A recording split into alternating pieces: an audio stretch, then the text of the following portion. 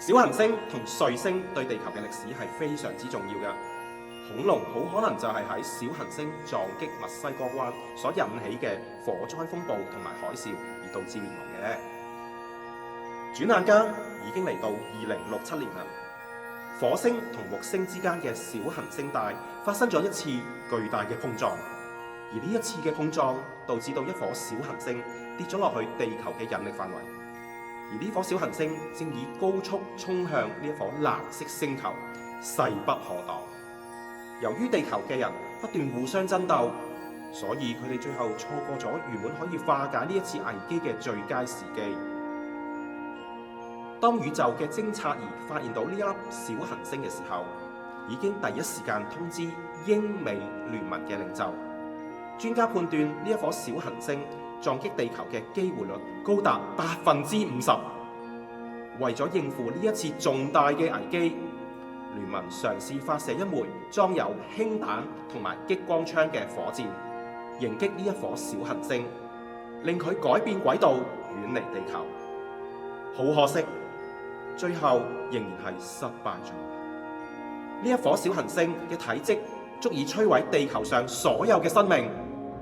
所有知情嘅人士去到而家，只係能夠茫然咁樣望住呢一片漆黑嘅天空。直至目前為止，地球暫時尚算係和平同埋寧靜嘅。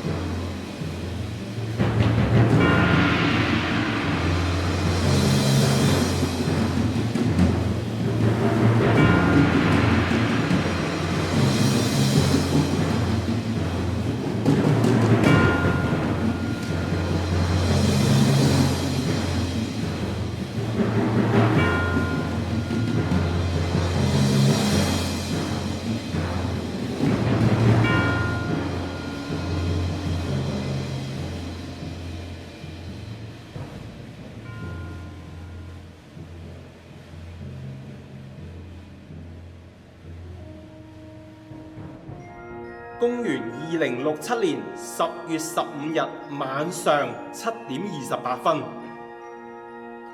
呢一顆直徑高達8公里嘅小行星，距離地球50萬公里以外掠過咗。